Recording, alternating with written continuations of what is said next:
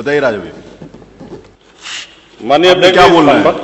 संभल के विषय में ही चर्चा नहीं है, में हम अपना चर्चा नहीं है राजा भैया, कोई चर्चा स्वीकार नहीं कर रहे हैं माननीय कि चर्चा कराई जाए या ना कराई जाए। ऐसे तथ्य जो ना आए हो कुछ बताना चाहते हैं? 5 मिनट, 5 मिनट नहीं 2 मिनट। कुछ तथ्य जो इस सदन में रखे गए, इसके बाद आपको उनको भी सूचना दी है, तो श्रीमान वो आपत्तिजनक है। कुछ बिंदु मैंने भी नोटिस है। इस सदन की कार्रवाई लाइव देखी जाती है, रिकॉर्ड रहता है। माननीय नवाब साहब हमारे बहुत अच्छे मित्र हैं, साथ में मंत्रिमंडल में भी रहे। पहली बात तो यह स्पष्ट हो जानी चाहिए कि जो सर्वे हो रहा है वो न्यायालय के आदेश पे हुआ है, और जितने लोग बोले हैं इन्होंने पत्थरबाजी का कोई जिक्र, कोई चर्चा नहीं की। अब हम एक चीज तो ये भी जानना चाहेंगे कि क्या पत्थरबाजी करने से न्यायालय का आदेश बदल जाता है? अगर न्यायालय ने किसी सर्वे का आदेश दिया तो उस आदेश को पलटने के लिए क्या तरीका है? उससे बड़ी अदालत में जाएं कि सड़क पे खड़े होकर के पत्थर प्रशासन के ऊपर और पुलिस के ऊपर चला जाए। आज तक कभी प्रशासन का निर्णय, न्यायालय का निर्णय इससे बदला हो तो?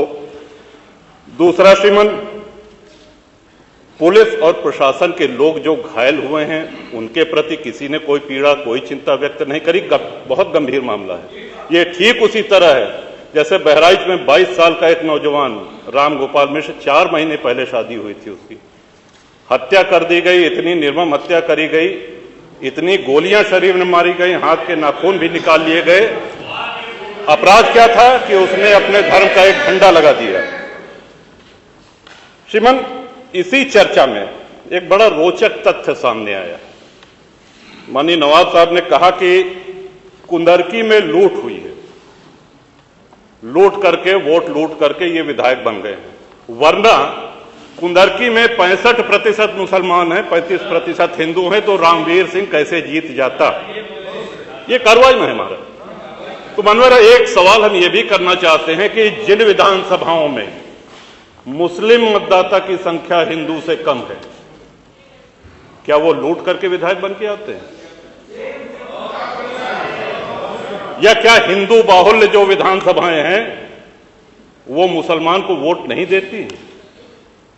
इस हिसाब से तो यही लगता है कि सबसे बड़ा आश्चर्य धरती का यही हो गया कि जब 65% मुस्लिम है तो हिंदू कैसे जीत गया?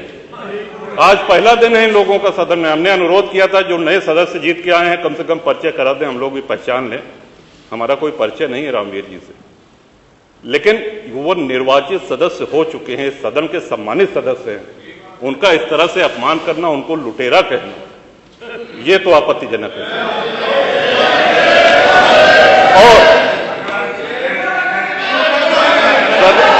सर्वे हम बोल रहे तो आप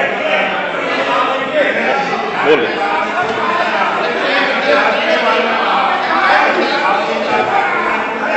माननीय अध्यक्ष जी, 2 मिनट में अपनी बात समाप्त कर रहा हूं। 2 मिनट में अपनी बात समाप्त कर रहा हूं।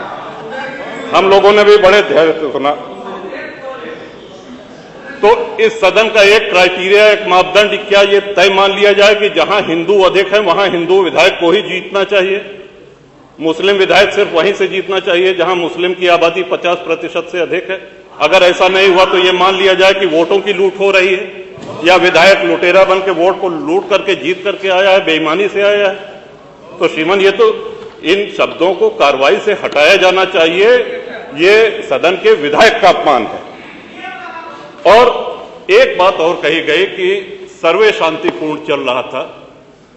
एक हिंदू होने के नाते, एक सनातनी होने के नाते माननीय अध्यक्ष जी, हम तो ये कहते हैं कि न्यायालय किसी भी मंदिर पर सर्वे का अगर कोई आदेश करती है तो मैं नहीं समझता कि किसी भी सनातनी, किसी भी हिंदू को कोई आपत्ति होगी। हमने किसी के धर्मस्थल तोड़ के अपने धर्मस्थल नहीं बनाए। करें जहां करना हो सर्वे करें, हम कभी गुम्मा अद्धा नहीं चलाएंगे, हम पत्थरबाजी, हम न्यायालय के निर्णय का सम्मान करेंगे। तो शासन का काम, प्रशासन का काम तो न्यायालय के निर्णय को लागू कराना होता है। तो इसलिए माननीय अध्यक्ष जी, इस पे चर्चा कराई जाए। चर्चा में भाग लेने की इच्छा इधर भी है, बहुत से लोगों की है, और चर्चा कराई जाएगी तो बहुत सी सच्चाइयां सामने आएंगी। बहुत बहुत